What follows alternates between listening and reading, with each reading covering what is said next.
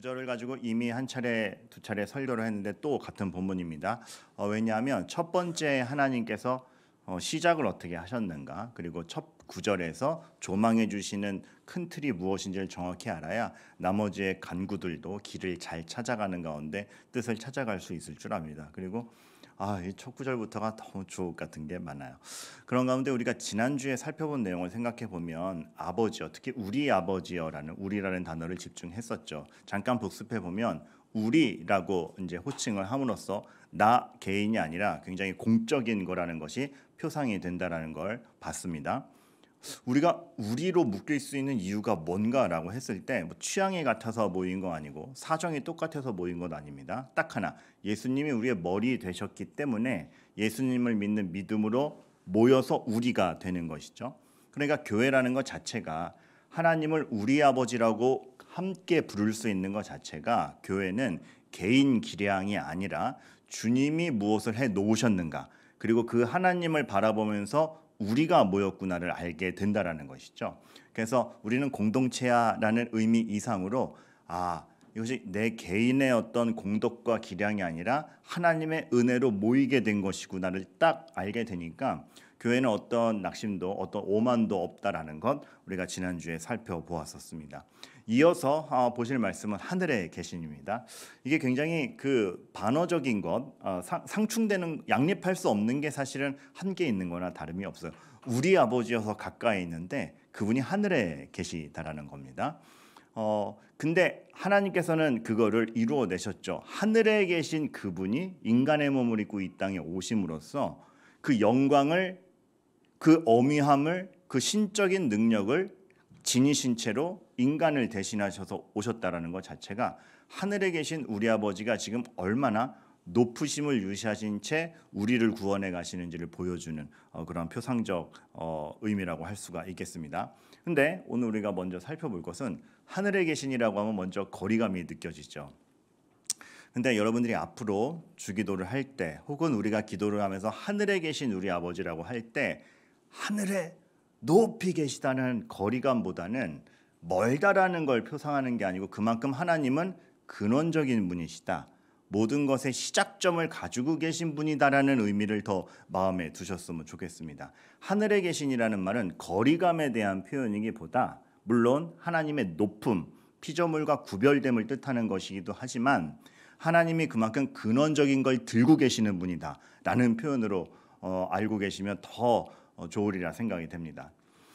예전에 그런 경험이 있습니다. 어디 마트에 갔었는데 저와 할머니 한 분, 아이, 손녀로 보이는 아이 하나 이렇게 딱 탔어요. 근데 올라가다가 엘리베이터가 멈춘 겁니다.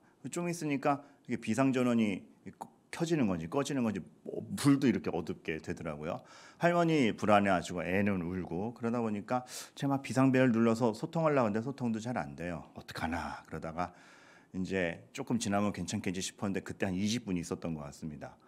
20년처럼 느껴지는 20분이었습니다. 진짜 폐쇄된 공간에서 모르는 사람과 있는다라는 것이, 그래서 제가 한 5분쯤 지났을까 내가 여기서 좀 이 할머니와 아이를 진정시켜야겠다라는 생각이 들어서 할머니 괜찮을 거예요, 너무 불안해하지 마세요.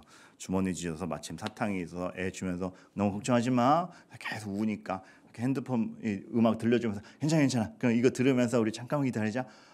막 진이 빠지도록 그 아이를 위로하고 할머니를 안심시켰던 기억이 납니다. 그리고 참 사람이 불안해지면은 문득 돌연이 변한다는 걸 느낀 게, 처음에 제가 친절로 다가갔거든요. 근데 할머니 괜찮을 거예요. 얘기야 괜찮을 거야 하다가 좀 지나니까 상황이 안 변하니까 저한테 따지는 거예요. 그래서 언제 온대요? 저는 저라고 안 와요. 그러니까 이제 사람이 위기에 닥치면 감사함이고 뭐고 그냥 그 불안함이 표출되는구나. 그런 가운데 이제 좀 지나니까 밖에서 또 막 이게 끼끼끼 뭐 소리가 열리더니 엘리베이터 긴급 출동 기사분이 오셔서 문을 열어준 것 같아요. 그런 다음에 이제 우리를 꺼내주고 막 관리인 분이 계셨는데, 그리고 우리 나왔어요. 다행히 잘 나왔어요. 그리고 그 뒤로 엘리베이터 수리했는데 굉장히 섭섭했던 것 중에 하나는 20분 동안 안심시키고 애를 달랜 건 저잖아요. 나오자마자 할머니께서 기사분한테 아이고 감사합니다, 기사분이 아니었으면 제가 어쩔 뻔했지 몰라, 모든 감사와 영광이 그 기사분에게 가는 겁니다. 근데 섭섭하면서도 제가 그때 다 깨달은 게 있죠. 자, 여러분, 어느 위로가 더 컸겠는가라고 했을 때 갇혀서 위로하는 사람과 밖에서 꺼내주는 거, 어느 게 더 큽니까? 아유, 갇혀서 위로해 주는 것도 소중합니다. 그게 필요 없다라는 게 아니라, 근데 그거를 불식시킬 만큼 밖에서 꺼내서 그 상황 자체를 바꾸는 도움이 훨씬 크고, 각인되는 건 그 도움이 훨씬 셉니다. 너무 이해가 되는 것이죠. 자, 우리가 이 땅에서 우리끼리 조금 낫다 못났다 잠깐 위로해 주는 거 쓸모없다는 거 아닙니다. 근데 그거에 비해서 하나님께서 죄에서 우리를 확 건져서 하늘로 데려가시는 거, 어느 게 더 세냐는 겁니다. 어느 게 더 필요하냐는 겁니다. 하늘에 계신 아버지는 갇혀서 그냥 같이 갇힌 채 서로 위로하는 정도가 아니고 밖에서 꺼내주시는 분인 겁니다. 근원적 해결을 하시는 분이라는 것이죠. 그래서 아이에게 사탕을 주고 음악을 들려주며 안심시키는 것도 굉장히 귀한 일이지만 근원적 해결에 비할 바는 아닙니다. 근데 하나님은 그 근원적인 것을 행하고 계시다라는 것이죠. 그러니까 우리는 참 우리의 시야가 어두운 게 그 근원적 해결을 더 갈망해야 되는 게 마땅하고 그것이 더 센 게 맞는데, 갇힌 채로 갇혀서 보는 핸드폰이 어느 핸드폰을 더 좋냐 이걸 따지는 거죠. 이해가 되세요? 그러니까 갇힌 공간에서 뭘 더 누리느냐, 사실 그거는 미비한 차이일 뿐입니다. 우리 밖에서 어떤 손이 오는가, 그러니까 이런 얘기를 하죠. 환자가 자기 확신을 하는 것보다 의사의 선언이 필요하다. 그러니까 나아질 거야, 나아질 거야. 물론 필요하죠. 그런데 환자의 자기 확신, 옆 사람의 응원보다 의사가 나았습니다, 수술하면 날 수 있습니다, 이 외부적 선언이 훨씬 중요하죠. 그거랑 똑같이 우리가 자기 위로를 하고 이 땅에서의 삶을 어떻게 구축하는가 보다 하나님의 선언, 하나님의 일, 하나님이 우리를 죄에서 꺼내시는 일이 훨씬 중요하다는 거 우리 놓치지 말아야 되죠. 그것을 하실 수 있는 분이 하나님이고, 그 하나님을 하늘에 계신 모든 것의 근원을 바꾸시고 이끌고 가시는 분이라고 기도하면서 표현을 하는 겁니다. 너무 위로가 되죠. 그 하나님이 우리 아버지라는 사실이. 참 출애굽을 읽고 있으니까 드리는 말씀인데, 나중에 가면 우상숭배 사건이, 금송아지 사건이 있지 않습니까? 참 애석한 게 출애굽을 하였는데 여전히 우상숭배를 해요. 몸의 사슬은 풀렸는데 영혼의 사슬은 여전히 우상에게 매여 있는 것이죠. 참 종살이 하던 민족을 자유롭게 했어요. 근데 육신의 사슬은 풀렸지만 영혼의 사슬은 여전히 우상에 얽매여 있어서 하나님이 누구신지를 제대로 못 보는 겁니다. 그저 금송아지로 주조할 뿐인 것이죠. 그 차이입니다. 하나님께서 지금 하시고자 하는 일은 몸의 사슬보다 중요한 영혼의 사슬을 풀어 가시는 것. 그래서 하나님을 하나님으로 보고 인생의 진짜 근원이 무엇인지를 보아 가시는 것. 그래서 이 땅에서의 자유를 넘어서서 악으로부터의 자유를 주시려는 게 하나님이신 것이죠.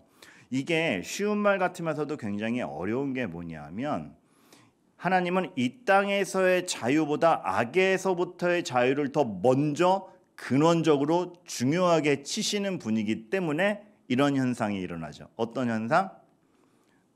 저 사람이 왜 내 옆에 있는 겁니까? 저 사람 때문에 죽겠습니다 라는 한탄을 할 때 하나님께서는 그 사람을 없애셔서 제가 자유롭게 되는 것보다 먼저 그 사람을 미워하는 제 마음의 악을 제거하시는 게 먼저입니다. 그러니까 그 사람은 그대로 있는 거예요. 근데 우리의 기도는 기도하는데 왜 변화가 없습니까? 저 꼴보기 싫은 사람이 왜 계속 있습니까?죠. 근데 하나님은 악으로부터의 자유를 우선하시는 분입니다. 그래서 미워하는 사람을 없애는 게 아니라 미움을 없애는 작업을 먼저 하죠. 우린 답답하죠. 왜요? 그 사람 때문에 내가 스트레스 받고 얽매이는 게 있는 것 같고 자유롭지 못한 게 있는 것 같으니까. 하지만 하나님은 그 사람이 있든 없든 내가 미움과 내가 억압에 빠지지 않는 악으로부터의 자유를 먼저 행하시는 분입니다. 참 여러분, 성도의 삶은 어렵습니다.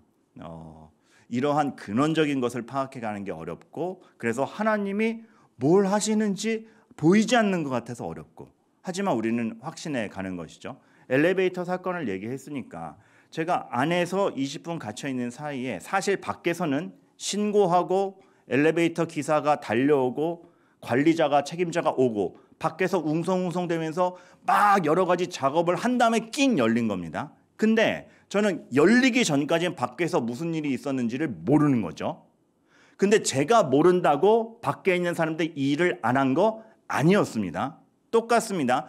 엘리베이터 안에 갇혀서 옹알옹알 될 때 밖에서 일어나는 일을 못 보는 것처럼 하나님께서는 훨씬 근원적인 걸 하고 계신데 우리가 안 보이니까 아무 일도 안 일어난다라고 할 수 있는 것이죠. 하지만 하나님은 분명히 훨씬 근원적이고 근본적인 대책을 이루고 계시는 분이라는 걸 우리가 확신해 가야 됩니다.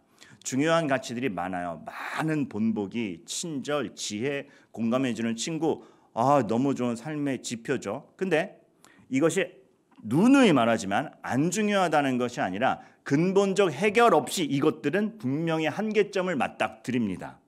제가 엘리베이터 안에서 아기를 위로하는 거 소중한 표현이죠. 근데 엘리베이터 밖을 나가는 소망 없이 계속 이것만 위로해 준다? 한계가 있는 겁니다. 최종적인 위로가 되지 못합니다. 근원적인 해결, 하나님 앞에 죄로부터 자유롭고 믿음을 가진 사람으로서 이런 은혜를 입었다라면 이러한 본보기로 살아야 되지 않겠는가와 근본적 해결 없이 그냥 본보기만 따지는 거 다릅니다. 똑같은 행동인데 다릅니다. 우리는 무엇에 소망이 있는지 그 시야를 늘 뺏기지 말아야 되는 것이죠. 연휴 기간 동안에 되게 제가 우와 하면서 했던 그 장면 하나가 있는데 더 뱅커라는 드라마에서 옛날에 그러니까 지금도 뭐 여진이 남아 있지만 1900년대 초중반에 여전히 그 미국에서의 흑인 차별은 굉장히 도드라지지 않았습니까? 그래서 흑인들이 아무리 똑똑하고 능력 있고 학벌이 있고 돈이 있어도 제가 드라마 보면서 알았는데 물론 그들의 시점에서 과장된 면이 있을 수 있습니다. 뭐든지 양측 얘기를 들어봐야 됩니다. 근데 저는 일단 요 드라마니까 드라마 안에서만 얘기를 드리자면 모든 걸 갖추고 있어도 대출이 안 돼요. 왜요? 흑인이란 이유 하나만으로. 얼마나 속이 터지겠어요. 사업이 아무리 이렇게 미래가 보이는 사업이라 할지라도 그 사람이 똑똑하다 할지라도 신뢰가 있어도 대출이 안 돼요. 그래서 이 젊은 두 흑인 사업가와 재력가가 은행 대출을 받아서 좀 큰 사업을 하려고 하는데 대출이 번번이 거절되는 거예요. 그러니까 서류 심사도 하기 전에 흑인이니까 NO 해버리니까 대책이 없는 거 너무 서럽죠.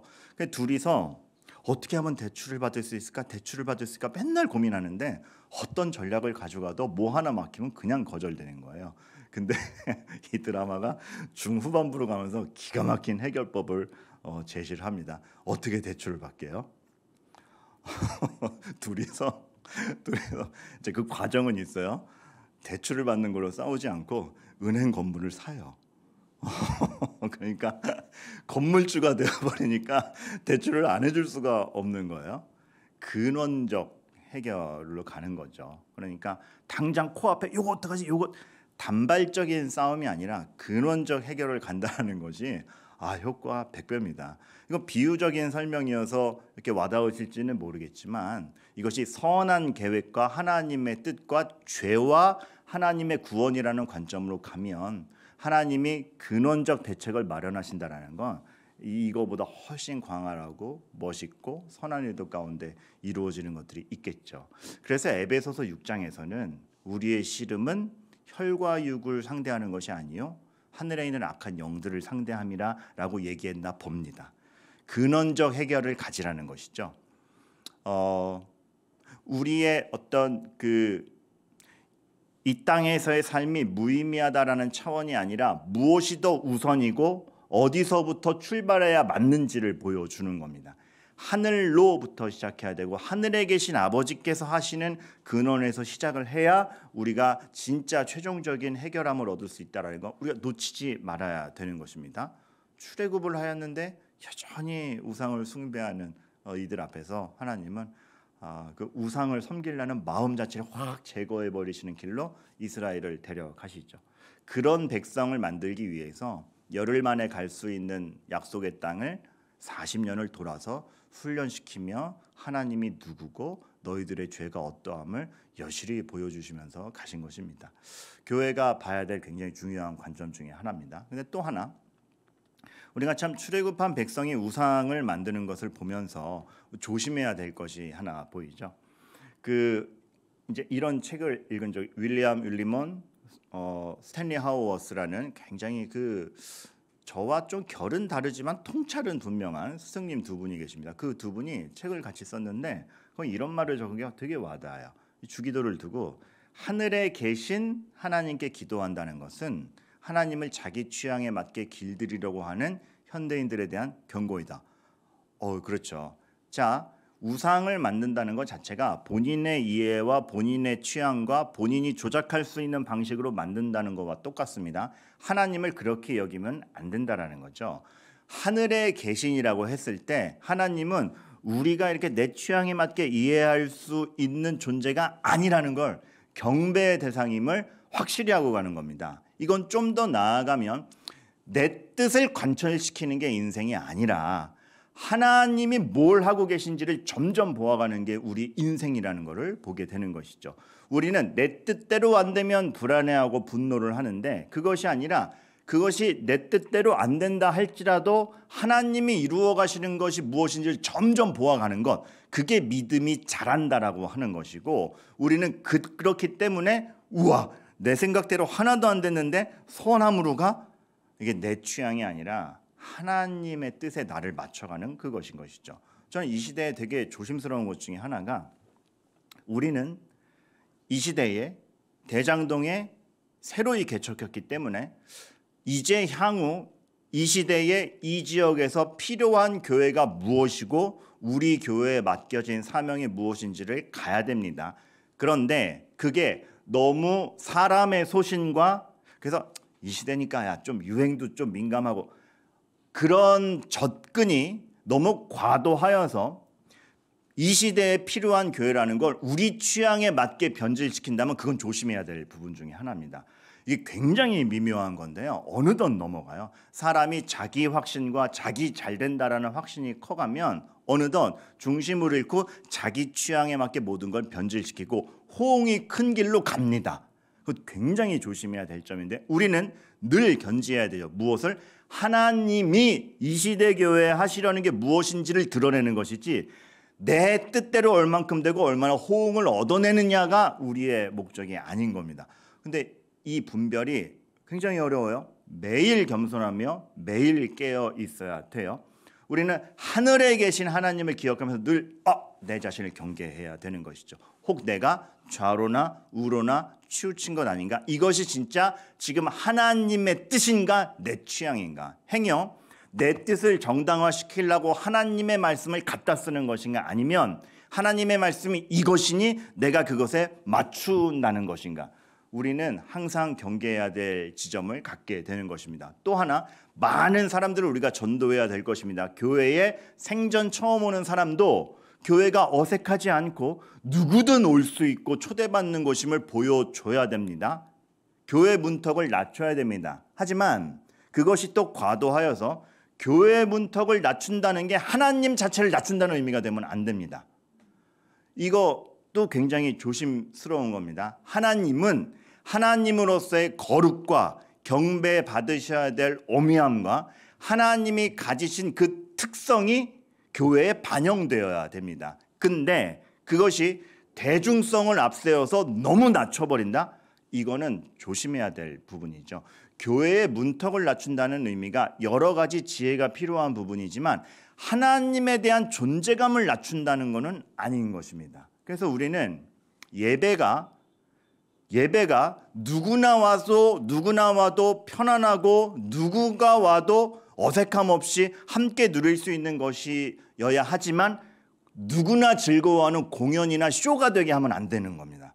그거 종이 한 장 차이입니다. 정말 종이 한 장 차이고, 우리가 그래서 늘 마음의 중심을 하나님께 맞추면서도 세상의 문화에 대한 이해도도 커야 되는 이유이며, 이 세상에서 어떠한 취향과 세태가 벌어지는지를 알면서도 그것에 휩쓸리지 아니하는 중심을 견지하는 그 양면성을 다 알아야 되는 이유 중에 하나인 것이죠. 하늘에 계신이라는 것은 그렇게 어려운 의미를 갖게 됩니다.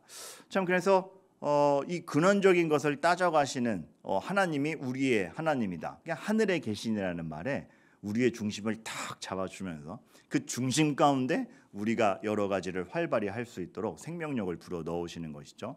거기서 등장하는 또 하나의 개념이 있죠.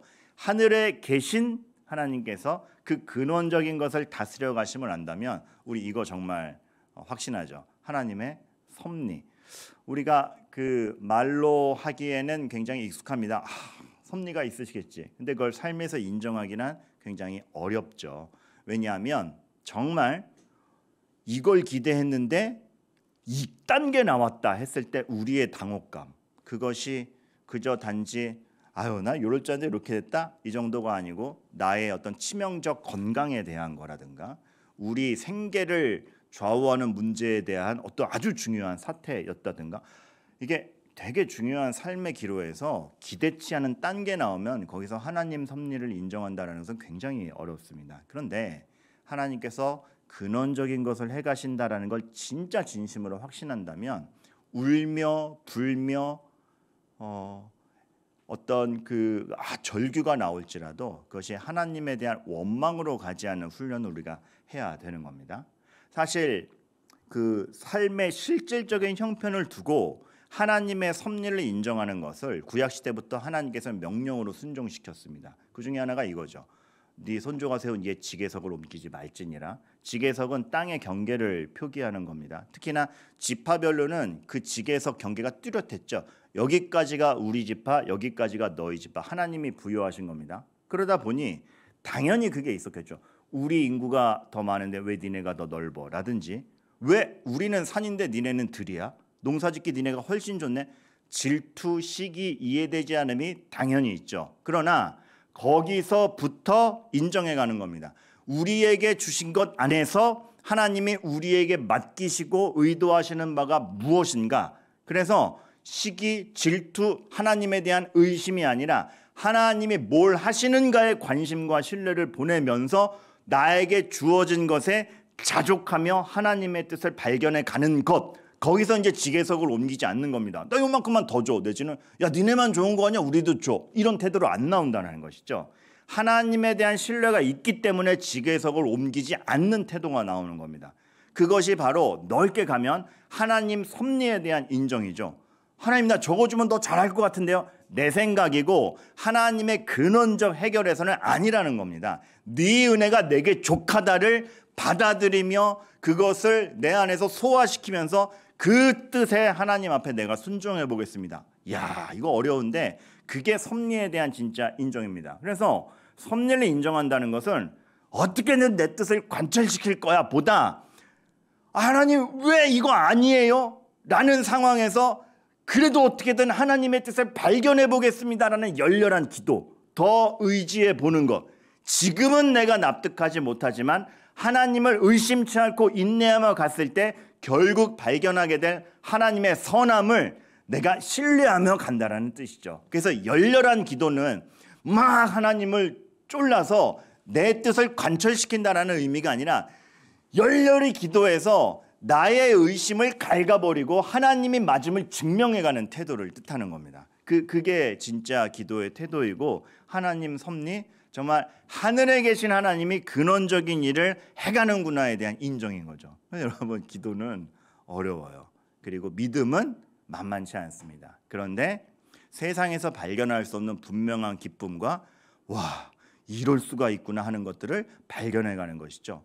여러분 참 광활하지 않습니까? 간질병으로 추측되는 병을 가지고 있었던 설교자 바울, 얼마나 어려웠겠습니까? 고쳐달라 그러는데 네 은혜가 내게 족하다라고 하죠. 납득이 됐을까요? 근데 납득을 합니다. 그 바울이 고백하는 게 에베소서 1장 아닙니까? 우와, 창세전에 하나님이 나를 아시고 이 자리까지 두셨다라는 감사와 탐복으로 나오지 않습니까? 간질병을 들고. 그 과정이 쉬웠겠습니까? 선뜻 납득이 됐겠습니까? 근데 바울의 인생을 통해서 증명되는 거죠. 하나님이 맞던 걸, 그거를 해가는 게 우리이기도 합니다. 하나님이 우리를 성도로 부르셨을 땐 우리에게 주어진 숙제이기도 합니다. 또 하나, 지금 여기 가만 보면 하늘에 계신 이 근원적인 걸 뜻한다 그러면서 끝날 듯 하면서 계속 또 하나가 나오죠. 2개만 더 나오면 진짜 끝나요. 그러니까 걱정하지 마시고. 이게 의미가 너무 많아서 그래요. 이 근원적이라는 의미에는 굉장히 센 거랑 이어지는 게 많은데, 이제 저는 이제 운동하면서 많이 그런 걸 느꼈습니다. 어디 시합을 나가면 우리 팀은 막 이렇게 왜소하고 그럴 때 상대 팀에 이렇게 건장하고 우와 멋있고 뭘 해도 믿음직스럽고 그런 사람이 하나 딱 있는 걸 보면 와, 저 팀은 좋겠다. 우리 팀에 저런 분이 있으면 얼마나 좋아. 늘 에이스 한 명, 믿음직스러운 한 명. 야, 저런 사람이 우리 팀이면 얼마나 든든할까. 그런 느낌 같죠. 여러분들 각자 나름대로 그런 거 있지 않습니까?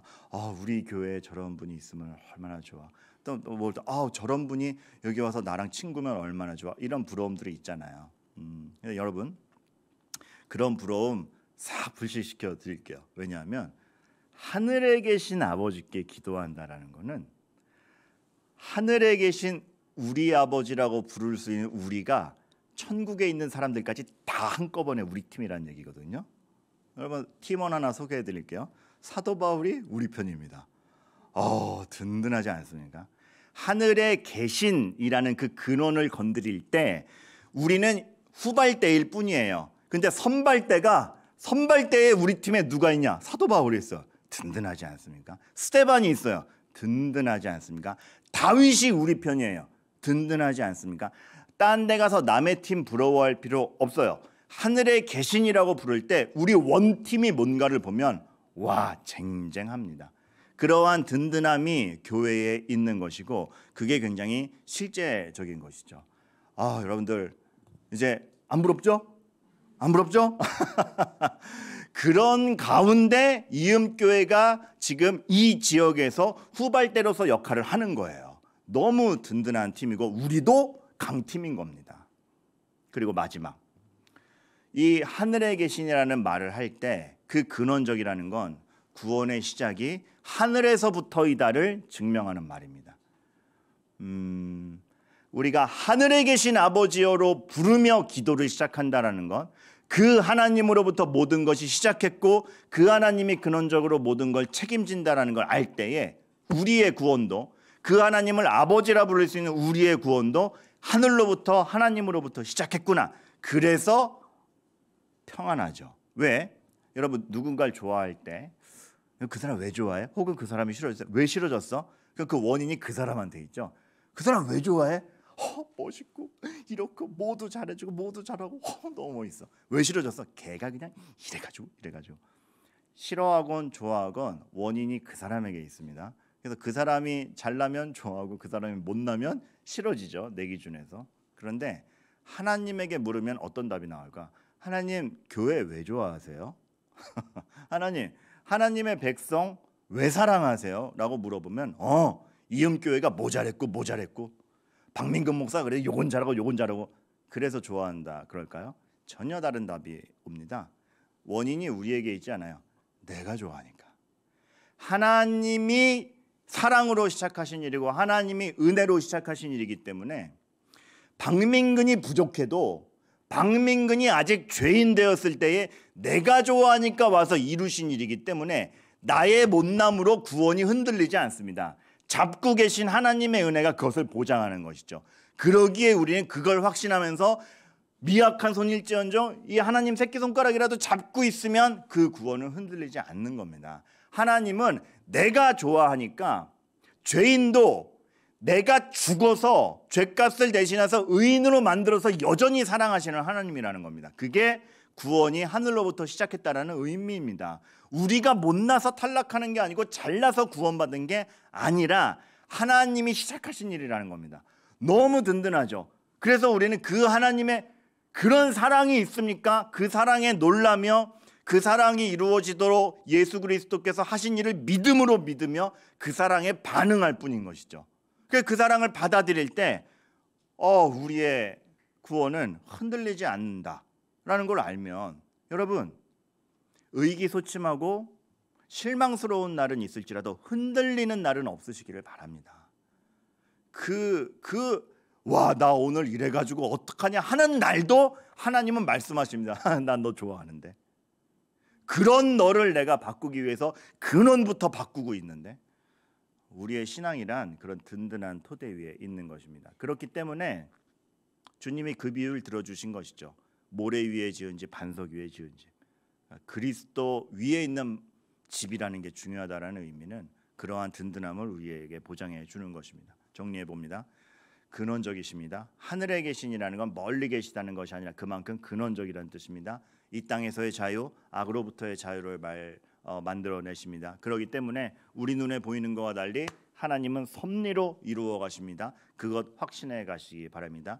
그것을 확신해 가실 때 든든한 여러분들의 편이 있다라는 거 역시 너무나 마음속에 위로를 얻으시기 바랍니다. 사도 바울이 우리 편입니다. 사도 바울이 우리 팀이에요. 그리고 이 모든 것이 하나님으로부터 시작했다라는 것. 이거 할 때 우리의 믿음은 정말 아멘으로, 또 오늘의 삶의 형편에 의해서가 아니라 하나님의 은혜로 지지하는 그 충만감을 정말 느낄 수 있죠. 그리고 섣불리 하나님 이건 이 정도는 해주셔야 되는 거 아닙니까? 라는 말 하지 맙시다. 그게 이루어지지 않아도, 내 뜻이 관철되지 않아도 하나님이 이룰 건 이루십니다. 엘리베이터 안에서 휴대폰 없어도 밖에서 문 열면 나가는 겁니다. 그 하나님 기대하셔야 되기 때문에 내 손에 뭘 들고 있는지, 내 뜻이 얼마나 관철됐는지 이상으로 하나님을 보시기를 바라겠습니다.